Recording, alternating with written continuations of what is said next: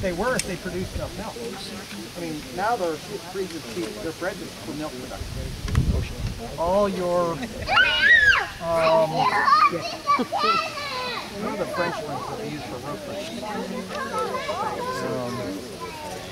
Not quite as, but very dense. True roasted cheese. Yeah, this sheep's milk cheese. Yeah. Yeah, there's a lot of it, but the Roquefort, which is probably the most famous. Yeah, one of the reasons the sheep weren't milked in our time period, and partly we didn't have the breeds as good for milking, but it's also, there's a big difference in the proteins between a sheep's milk and cow's milk. So cow's milk, you can make a hard cheese that's going to stay stable without refrigeration. It's very difficult. You can make soft cheese, and there's lots of wonderful varieties of soft cheese that come from sheep's milk, but it's not going to last, which for a 19th century farmer isn't a very useful thing. It has to be consumed right away. Yeah. I've seen hard sheep cheese in stores. Is that like a newer technology or something? Yeah, well, you know, thanks to modern technology, we can very carefully control the enzymes and the sort of bacterial flora that actually give the cheese. You know, when you see cheese cultures on the ingredients list of cheese, that's everything that makes the cheese into what it becomes. But for us, we can't control that. We don't get to choose the culture and add it specifically. Our cheese culture is whatever's in the air. So we can't control the process precisely. Okay. Yep. We had a bit of instance where the sheep, like Roy said, come on here, getting restless, I want to walk around there. Half the fleece is hanging off, half is local. Go through the process and settle it down. How do you... I'm sorry, I'm in your way. This looks acceptable. Trying to get I pictures. don't think this is the case for every sheep. So. Yeah, well, I mean, sometimes they struggle a bit more, but it's kind of hard for them to get out of that position. Like, it does kind of naturally sedate them. And if they do get up and run off, well, then you just got to go catch them and finish. You know, and it's a pain. You know, and so ideally you also wouldn't do it out, you know, in the open. You might do it inside the barn or, you know, inside the pen. Me too. Does it cost money? Right.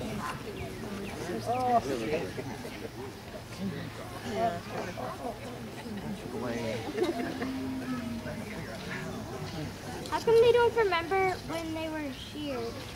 Well, because it only happens, you know, a few times in their lifetime. How long do they live? What'd you say? How old do they get to be? Well, he's 10, and that's definitely pretty high. You know, 8 is a pretty common upper age. What happens next? You eat that? Yeah.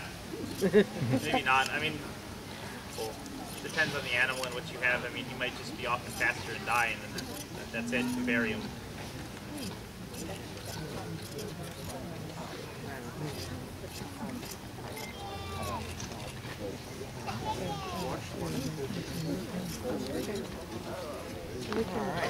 Sorry. Yeah, okay, you guys are done. We can. Hello.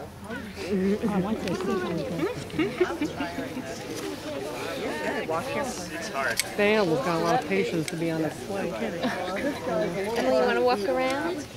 Want to walk around and see this part? Merino, which is a lot more full, and especially those folds of skin, which means that it's very difficult to avoid nicking him. You have to constantly be pulling the skin tight in order to shear closely.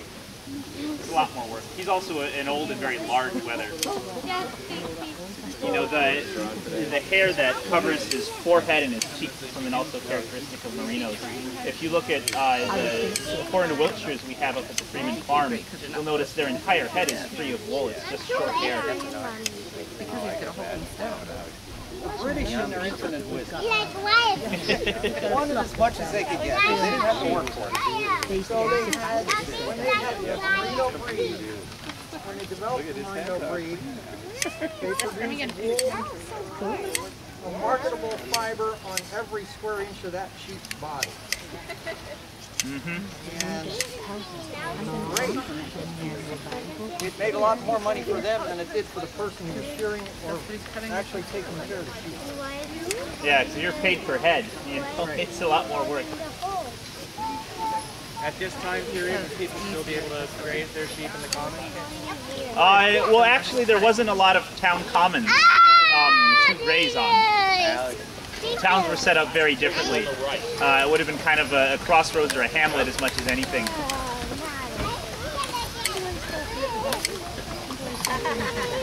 Did you see the horses? Be like that.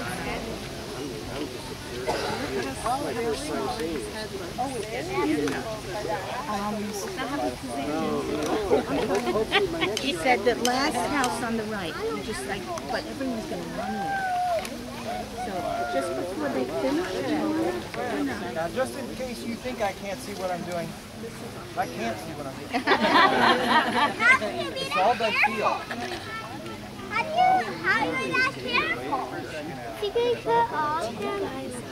He's going to do one sheep right now. Eventually they're all going to get cut. Yeah. But he's going to finish this guy. The only place on the sheet that I do. you want to go to carriage right? Yeah. Not today. All the sheep will be cut, but probably not today. Yeah. I think they have a weekend, right? Yeah, and so we're going to do one sheep in the morning, one sheep in the afternoon. Normally we do more, but Thank you. you know, we've actually, we had a problem. One of our rams died last year, so a lot of our ewes were bred later, and so they're lambing later, and so they're lambing now. Way after the season you want it to happen, but you can shear a certain period before and after. So we've got to wait for that window to pass. No, we've got a big mix. This guy is the only pure-blooded merino we have. And the rest of the flock up here, down at the barn, are a mix, Gulf Coast native. So what we've kind of done is mix the two to produce what a merino was in the 1830s versus what a merino is today. You know, the historic merinos were very different. They continue to, breed them and find them in standard. Is that what traditionally would be? Yeah. This would have been, if you had the money to buy a merino ram, very, very expensive thing. And also very, very hard to get, because the English actually forbid export of any of their rams. They wanted to keep their bloodlines, their superior breeds, in England. So for an American farmer, you were probably looking to buy a sheep out of Portugal or Spain, where they'd sell you a ram with those desirable characteristics. And people weren't as much concerned about breeds at the time. You were looking for those good characteristics. You know, the idea of having a specific breed of animal was only kind of just entering, into the farmer's mindset. And so if you go up, you probably heard the horned Wiltshires mentioned several times at the Freeman farm. You know, they've got horns. The ewes have horns. They're a little bit smaller. They don't have the folds of skin hanging off. They don't have the hairy cheeks and foreheads. You ought to give them a lesson in cheese, orange cheese and white cheese. Yep, a lot about the animal cheese. See, we don't make cheese from anything but our cattle. That's what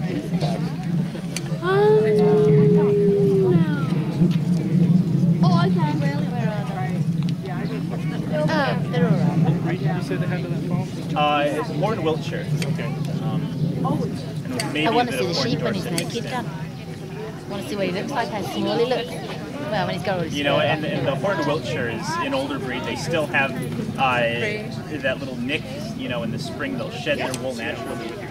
And that's, what we would just call native animals.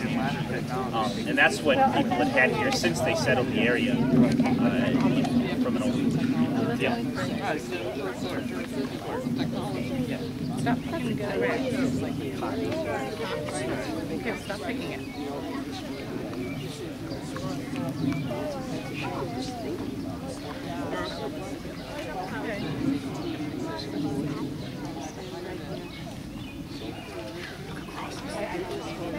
Imagine if you were doing that all day, going back. In our farm program, we set it up so that there's kind of two halves of it. The half of the Freeman farm, which represents, the long-standing traditional New England way of farming, and over here with the townhouse and the associated farm there, it's kind of modern progressive farm techniques. And so a lot of these things, like looking for the new breeds, most productive breeds, different techniques, that's what you do if you had a lot of time and money. So you could spare land and money, you could try Yeah, absolutely. So after he's done with the fleece, what we'll do is he'll actually lay it out and roll it up. And then the gentleman's job is done. And then we hand it off and do it and give all the hard work to the ladies over there. Exactly.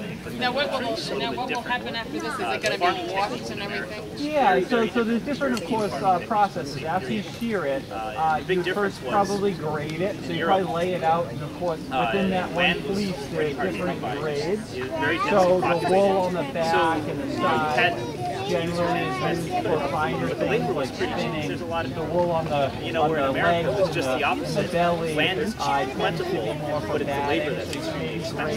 Then you go through the process of picking it, so picking all the solid material out of the wool. Then you scour it, which is removing all of the oils in the wool.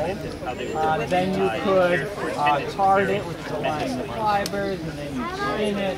So there's a lot of processes that we show each one of the processes.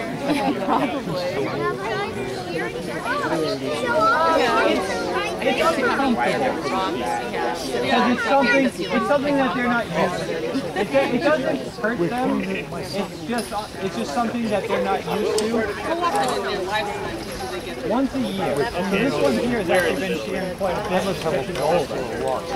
But it doesn't necessarily mean it's ever used. This one here is at least, I wish he rolled on it. They don't live much longer than 10 years. In reality, What would you say? They start to have all less even a weather, most wool in its lifetime. My wife was very What's the oldest thing? Yeah. Oh, you can get them up. 14, 15. Yep. Your son was ahead of him.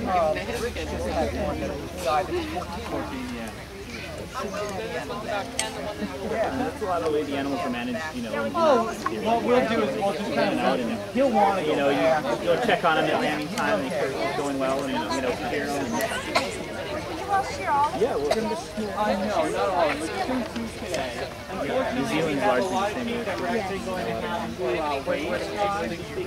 We're in the middle of lambing. Yeah. And you have to wait about a lot of the Americans, the Gulf Coast natives kind of came about this way. we have what they did. Kind of breed on there.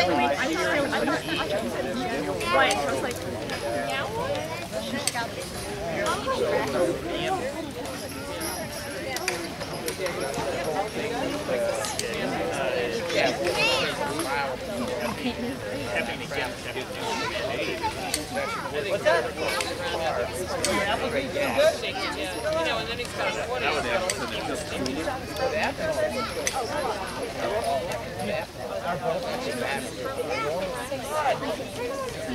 That's really good. I do doing it on that same day. Yeah, here we are. Down here.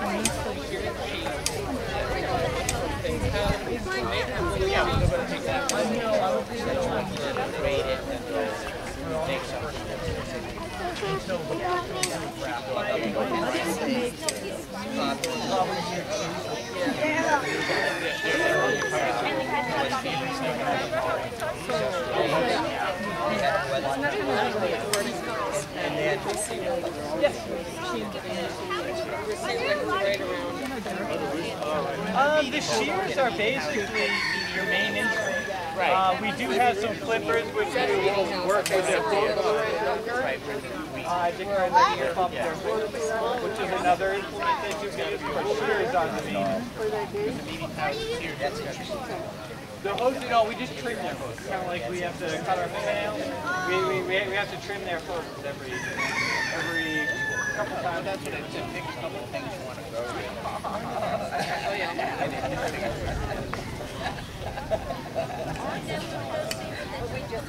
Oh, I gotta let you get away.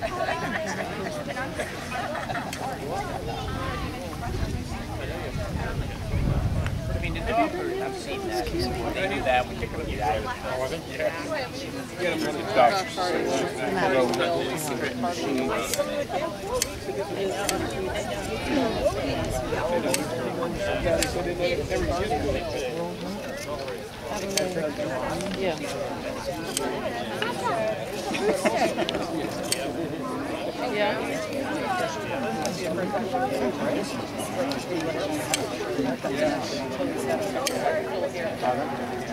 I was gonna say,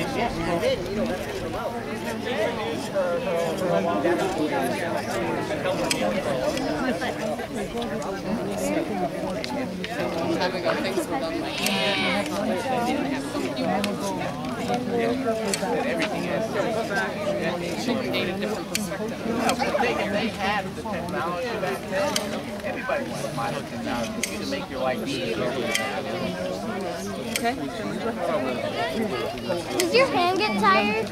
Nope. Money. Well, I think it's, I don't know, an hour, maybe one. Modern technology might have been able to do 2 in an hour, 3 in an hour. But it's more money. I see what says parting now. What the say the name of it? Oh, wait a minute.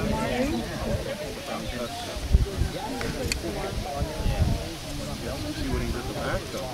That's a parting mill. I'm looking at a parting mill, but I don't see it.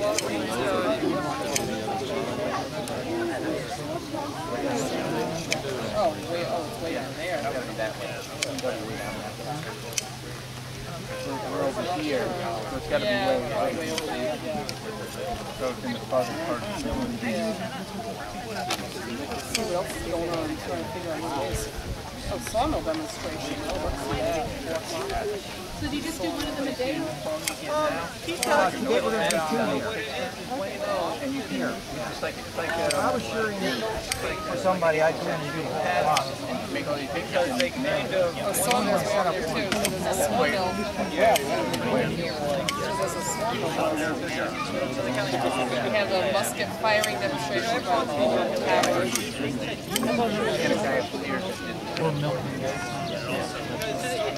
Well, if I hear guns going off on the wide, it's Memorial Day weekend.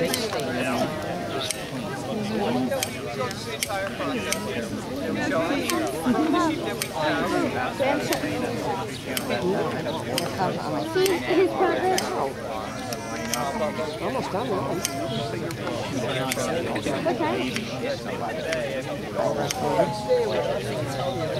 It's a 25 minutes. And you know what? I got the cell phone in the car after I was I got we're so excited. What do you had, a 35? Look at that. Yeah. They always think of it. That's actually what land's like.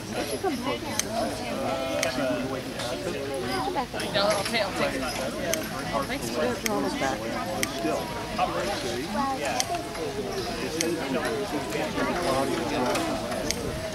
Anyway, I grab the camera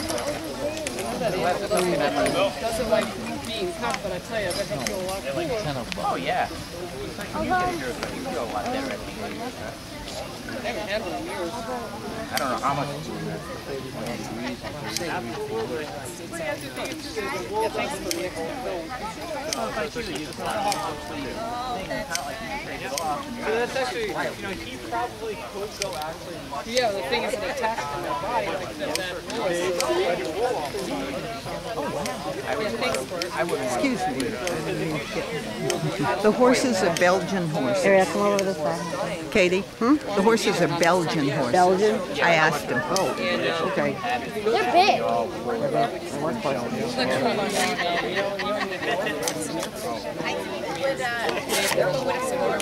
Even in hot weather, they've got to wear masks. They've got to wear masks. because if you're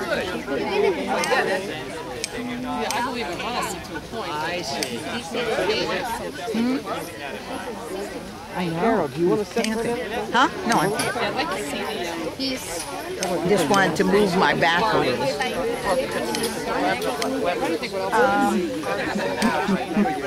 think they have a different time, so we can learn about their Right here, honey. Right here, where everybody else is. Right here, honey. His hair's almost all gone, huh? Even the small amount of wool insulates really well. You know, you have to figure, especially in today's standards, most people are lambing midwinter because Easter's the market for lamb. So most people are lambing December, January, February. And those lambs are born, you know, in the dead of winter and they're able to survive quite well. Interesting. And, you know, they're born with that small smell. Yeah, he's making good use of this time.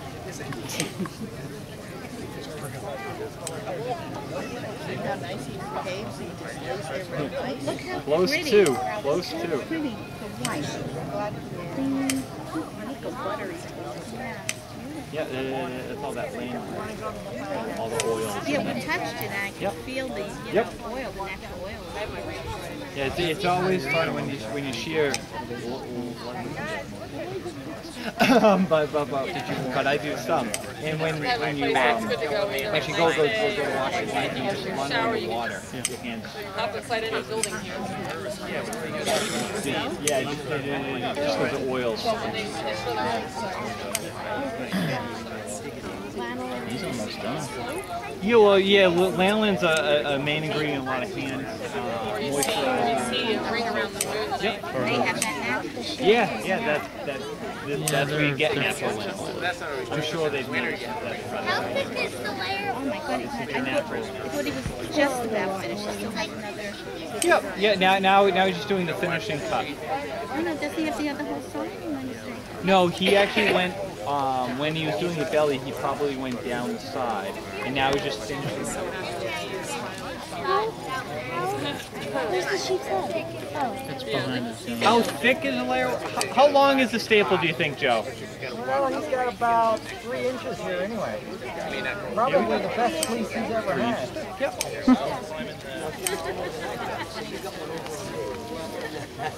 How much would that vary on a cold winter versus a warmer winter? Doesn't, no, because they grow probably 75% of their wool in the summertime. Because that's when they have the most to eat. Wool is protein.